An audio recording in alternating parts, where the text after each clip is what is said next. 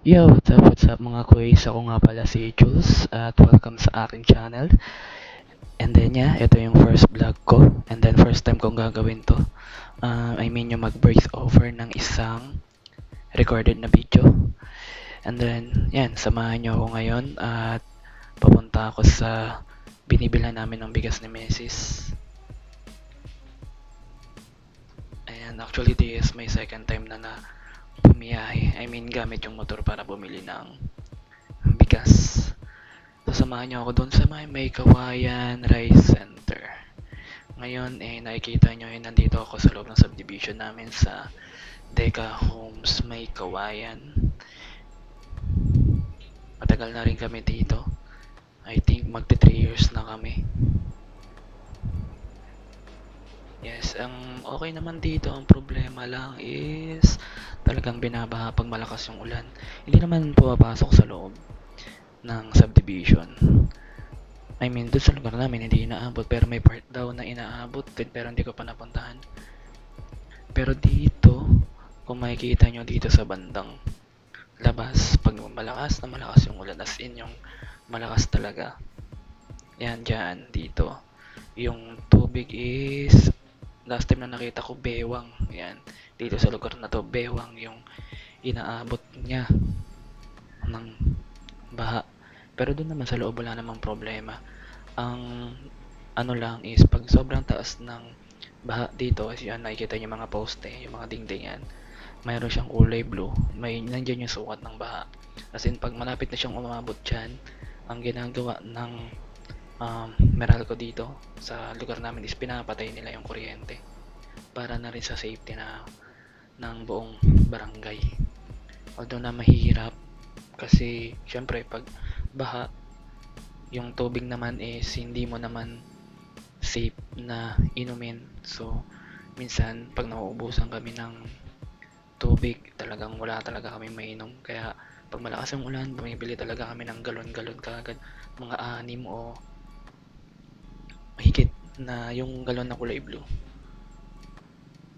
na binibili namin na mineral water. One time nga nung last na bagyo, talagang ilang araw kaming walang kuryente.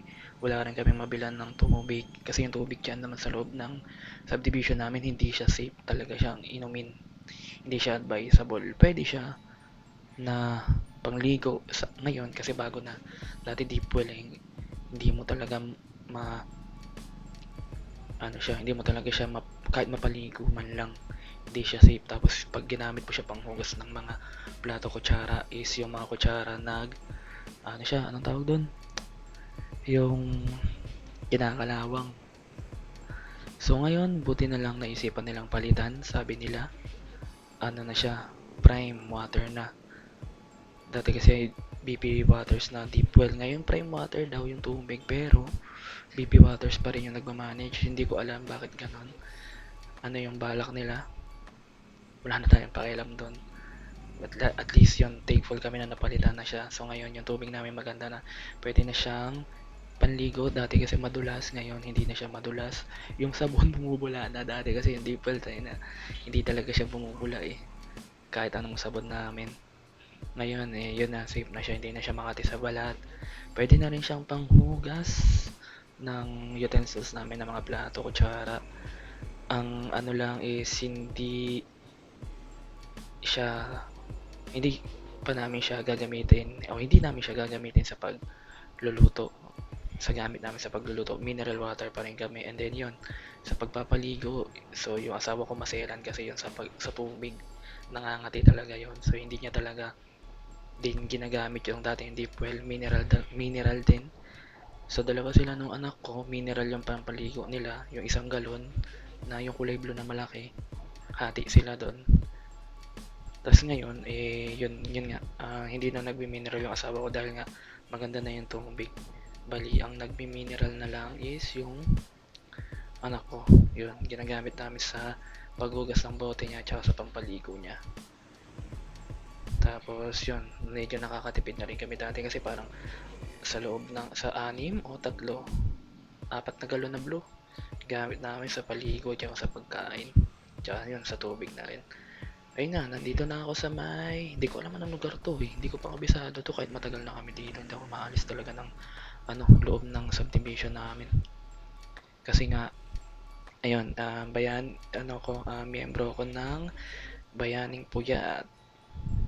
Puyat ako since birth, eh, 'no. 'Yun, nagwo-work ako sa BPO, non-voice account at magte-10 years na. Biruin mo 'yun, magte-10 years na ako sa June.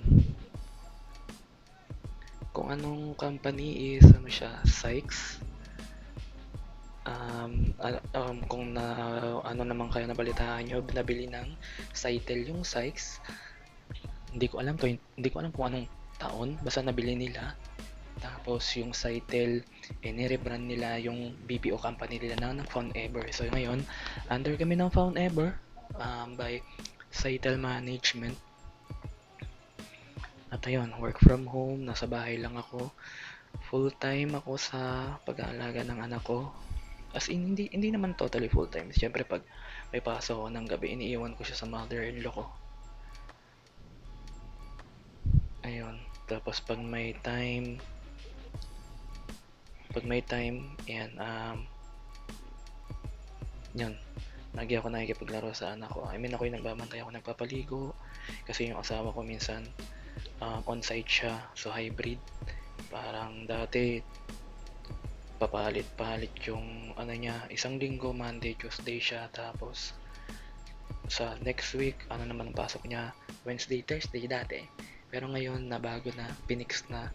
So every week, ang pasok ng wife ko sa on-site is Monday and Tuesday. Tapos, after nun, work from home na siya. So recently lang sila, parang last year lang ata. Last year ba? O ngayon taon lang din sila nag-on-site. Hindi ko na alam, eh. So, ang asawa ko ay nagtatrabaho sa din siya, office din siya. Hindi ko na lang sasabihin. Baka kasi magalit siya pag napanood niya tong video na to. Yari na naman tayo na ito. So, yun yung work ko is non-voice. Call center pero non-voice. Baka mamaya sabihin na naman ng iba dyan, non-voice call center. Ayan nga, nagtatrabaho ka sa BPO call center. Ang perspective ng iba is malaki yung sahod. Yung sahod ko po is hindi. Kasi may iba-ibang type talaga yung pag sinabi mong call center, hindi naman ibig sabihin ng call center ay malaki yung sahod, no? Mayroon niyang designated account na depende. Kumbaga parang kung saan ka mapupunta. Like, syempre pag sales ka, malaki talaga yung sahod mo kasi may porsyento ka dun sa mabebenta mo, eh. So, non-voice ako. I am as in literal na non-voice.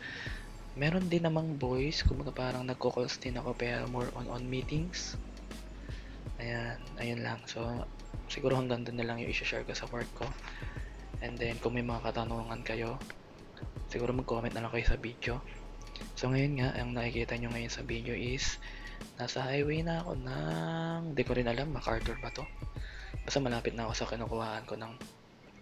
kinukuha namin ng bigas. Kasi mura ngayon yung bigas sa kanila, so naisipan namin bumili ng at least 5 kilo. So yun, kasi sa Deka, yun nga, sa pwesto namin nagbebenta si mama ng gulay. So naisipan namin sumabay ng bigas para at least yung kita namin is, yun na rin yung pambili namin ng bigas namin. So yun guys, nandito ako, nakikita nyo na nga, nag-drop na ako dito. Yan, bibili na ako ng 5 sako ng bigas.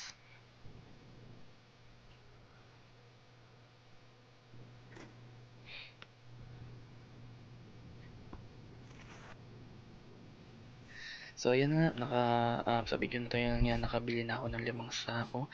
So ang ginawa ko ngayon is, iniwan ko muna yung 2 sako. At dala ko ngayon yung 3 sako kasi nga, mabigat siya. So baka mamaya pag dinala ko yung 5 na yun, ang motor ko lang is Honda Click 125. So pag dinala ko yung 5 na yun, baka mamaya kung mapano mapano yung motor natin. At pasensya na rin sa camera. Ang gamit ko lang is cellphone. Meron ako nabili na action cam Pero sa Timo naman kasi yun, discounted siya. Pero 1080p lang siya. So, nung tinry ko siyang gamitin, wala siyang wide recording. So, hindi ko muna siya ginamit. So, naghahanap ako ng action cam na mura. Kaso, lagi ako napapamura. Kasi nga, syempre, tight din naman yung budget natin. Hindi naman ganun kalaki yung sahod natin. And then, ayun nga, pinagbabayad din kami sa bahay. Hindi naman libre din yung bahay namin. Medyo may kalakihan kasi in-house pa yung binabayaran namin sa bahay. Tapos wala pa siya sa Pag-ibig, so kailangan naman na naming makover yung parang meron kaming designated price na mababayaran sa in-house bago namin siya mailipat sa Pag-ibig. So yan, kung tatanungin nyo kung magkano yung dinahon namin doon, naalala ko mga 30 plus. Tapos after 3 months bago kami nakalipat, syempre pinagawa pa namin yun. Ang in-house namin monthly is nasa 20 plus. Tatlo naman kami naghahati nun. Kami ng asawa ko tapos yung mga kapatid niya. Originally, galing ako sa Novaliches, nandun yung family ko. And then, nung nag-asawa ako is lumipat kami sa Caloocan. And nandun ako nakatira kasama ko yung pamilya ng asawa ko. Una nangungupahan kami dito sa may Vista Verde. Tapos yun, yung pangalawang kapatid ng asawa ko nakapag-asawa siya na ayun siya yung naghanap ng pwede naming lipatan, which is dito nga sa Teka May Kawayan. Maganda dito doon sa barangay namin sa Saloysoy kasi based on my experience pag government, hindi naman sa paninira. Syempre pag government madami kayong kino-cover, parang sobrang dami niyang tao na sinusuportahan. Dito naman, madami din naman pero naka-cover nila, hindi siya ganun kasi crowded. Like nung lumipat kami dito, pinabakunahan namin yung anak ko sa center lang. Is pag pumupunta kami yung nauuna. Unlike nung dati sa Quezon City, pumupunta kami ng umaga. Ang haba ng pila dahil nga 'di ba siyempre sobrang dami ng tao na nakatira sa isang barangay. Ayun, share ko lang yun guys. Tapos yun, meron din kami ditong GC. Sobrang thankful kami kay Ma'am Beth sa barangay dito. Nag-create talaga siya ng GC for exclusive doon sa namin, sa subdivision namin. Tas lahat ng update sa barangay, since na hindi naman kami na-update, kumbaga parang binibigyan niya kami ng update. Kumbaga kung ano meron sa barangay, kung may center, ganyan, na pre-check up, libre ng pagpapasalamin. Yan, nandun, pwede kang magtanong doon sa GC. Tapos, responsive naman siya, yun yung kinaganda doon sa amin sa barangay. Kumbaga parang wala talagang palakasan, 'di ba? Aminin naman natin sa panahon ngayon, 'di ba, pag nag-aano ka sa barangay talagang ang tawag dito, pag may benefits yung barangay o kaya yung isang kandidato, kung sino yung malapit sa kusina. Sabi nga ng tatay ko, sino yung malapit sa kusina, siya lang yung makakakuha ng ayuda. Siya lang daw yung makakakuha ng ayuda. Yun yung sabi niya, pero hindi ko alam. Hindi ko alam ano kalakaran nun. Paano yung kalakaran ng ganon, no? Pero dito talaga is yun, sobrang thankful kami. Madaling dapitan yung barangay dito. Kumbaga parang magme-message ka lang, very responsive sila. Tapos minsan pumapasok sila sa loob ng subdivision namin. Doon sila sa clubhouse ng phase 1 kasi kami sa phase 3. So sa phase 1, nag-aano sila doon ng mga medical operation or something like that. Tapos ayun, yung mayor din dito madali ding lapitan, si Mayor Villarica. Alam ko yung mayor namin dito si Mayor Villarica, no? Lagi nga sa harapan ng bahay nila, lagi rin mahaba rin yung pila. At kung tatanungin nyo, binabaha sila. Oo, pagbaha, itong daanan na ito, binabaybay ko ngayon sa video is baha talaga dyan, hanggang tuhod yung pinakamataas na nadaanan ko dito.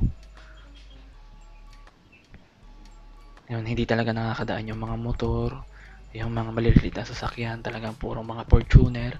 Minsan nga mga Fortuner, meron ding hindi dumadaan, hindi sila nag-release, no? And then, ayun, ang kinaganda lang din dito is, paano ba?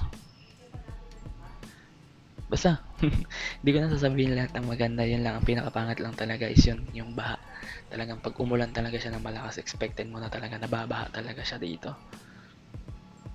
Mababaha na siya, yun, as you can see na sa video is malapit na, pauwi na ako na ito, yun nga. May dala akong 3 sako ng bigas, isa sa likod, tapos 2 sa harapan. Medyo umusog na ako niya ng konti kasi nga, kung nakikita niyo yung video, hindi niyo na nakikita yung manabela ko. Yung medyo salamin na lang. Sumisilip-silip. So, yung video kasi, ang gamit ko lang is cellphone. Nasa chest ko siya. Nasa usagi bag ko siya. Then, nasa chest ko yung cellphone recording. Wala pa akong action cam. At baka naman meron kayo dyang second hand na action cam. Kahit Hero 4 o Hero 3 lang. Baka naman. Benta nyo na lang sa akin. Ayan. Yung 1080p ko kasi na camera, hindi ako confident na gamitin eh. Kasi bukod sa wala siyang wide, naka-zoom in siya. Hindi naman siya totally naka-zoom in. Basta, parang, kumbaga parang pag nanonood kasi ako ng video, pag kino-compare ko siya sa Hero 4, tsaka Hero 3, basta sa action cam ng GoPro, magkaiba talaga. Ayan, nice. Kasi nandito ako ngayon sa harapan ng bahay nila Mayor Villarica. Kasi nakikita nyo naman ang haba na ng pila.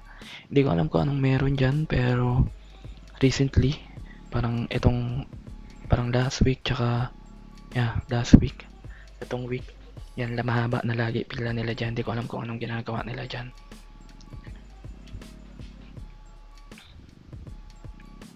Ayan, and then, ito, yung binaba nila doon, akala ko kung ano yung binaba nila, makina lang pala yun. Nung malayo pa lang ako, nakikita ko binubuhat nila, akala ko may binubuhat silang pasyente. Yung pala, ano lang pala, yung makina lang pala yun. Ayan, kung makikita nyo rin dito, hinarangan na nila. So, yung mga papunta dito sa, pinapaliko na nila dyan para maiwasan din yung traffic dahil nga sa sobrang dami ng tao.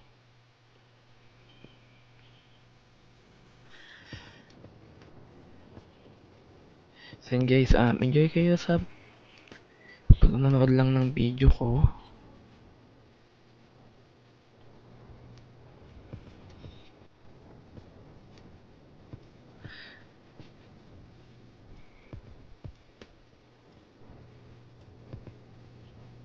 Yun nga, ito malapit na ako sa papasok sa subdivision namin.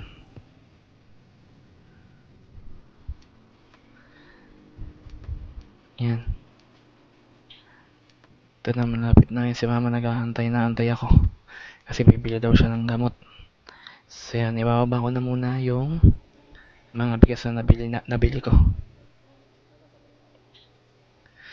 So yan, dito sa video na to, yan nga, paalis na ako. Babalikan ko yung dalawa. Sakay ko na dito si mama kasi bibili daw siya ng gamot.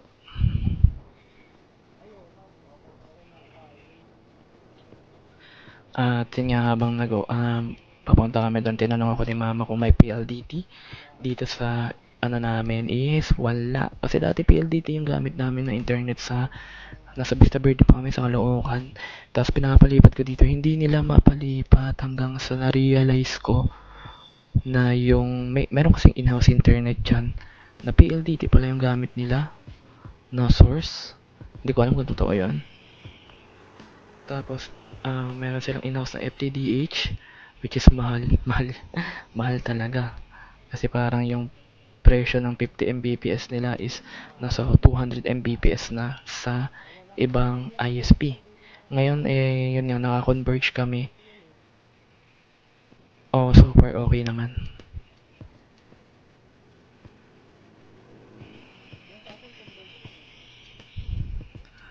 So, yun, lumiko na ako dito. Tapos,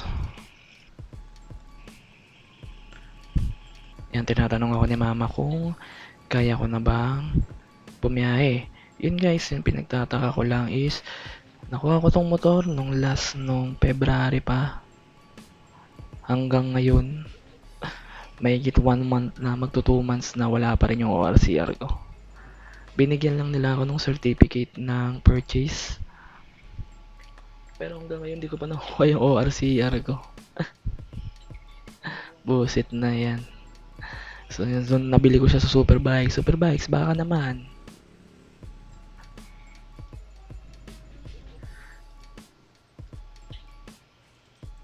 Yan, dito sa video na to, sinabi ko kay mama na ibababa ko siya doon sa pagtawid.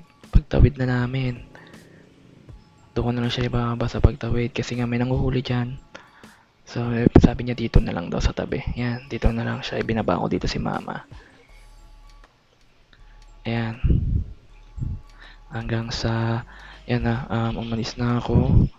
Papunta na ako doon sa binibilhan ko ng bigas para kunin yung 2 sako na naiwan ko. So, yan na nga. No, ito na, malapit na ako. At yun nga, kukunin ko na yung 2 sako na naiwan ko. And then, dito sa video na to is, yan, pabalik na ako. 2 sako na yung dala ko. 2 sa harapan, syempre wala na sa likod. So, medyo nakawasag na ako. Yan, nakikita nyo na yung manubela. Ayun guys, ulit, kung meron kayong old na action cam, Hero 4 kasi Hero 4 lang. Budget friendly lang, benta nyo na sa akin yun. Maawa na kayo sa akin.